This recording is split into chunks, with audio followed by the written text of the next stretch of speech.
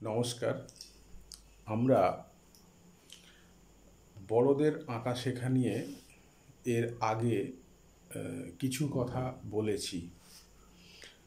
তো বড়দের আঁকা শেখাটা প্রয়োজন সেসব নিয়ে অনেক কথা হয়েছে। বিশেষ করে যারা শিক্ষক শিক্ষিকা বা বাবা মা, তাদের একটু আঁকা শিখে রাখলে খুব ভালো হয়। এইগুলো কাদের কিভাবে ভালো হবে সেগুলো আমরা পরবর্তীকালে পর্বে পর্বে আলোচনা করব। এখন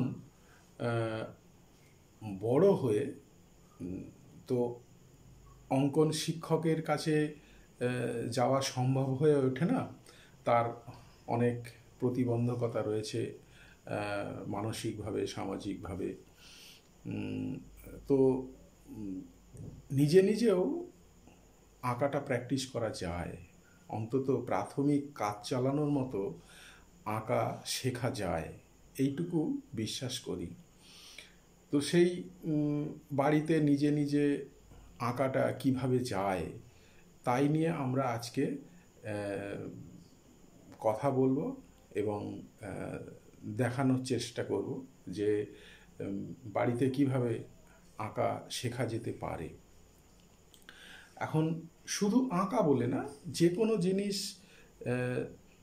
ভালো করতে গেলে বা শিখতে গেলে অনুশীলন হচ্ছে আগে দরকার।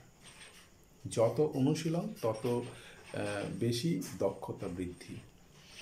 এটা হচ্ছে প্রাথমিক কথা সমস্ত শেখার ক্ষেত্রে। আচ্ছা, আমরা এইবারে যাব যে প্রথমে আমরা কি করব। বোর্ডের দিকে দেখুন। প্রথমে আমরা এরকম সোজাসুজি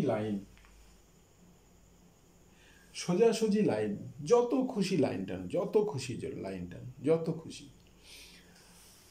এরকম লম্বা লম্বি দাড়ি টানুন,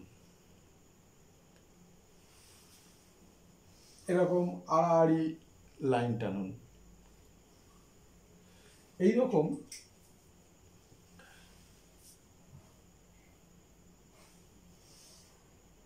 এরকম লাইন টানুন।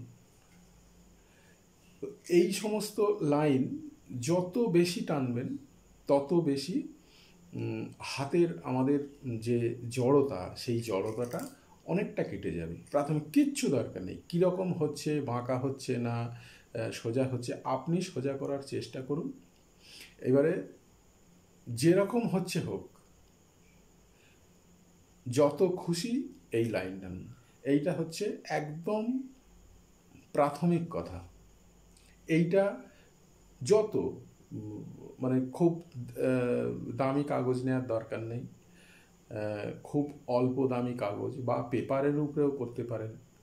যে কোনো জায়গায় আপনি শুধু লাইন টানুন, শুধু লাইন টানুন, শুধু লাইন টানুন।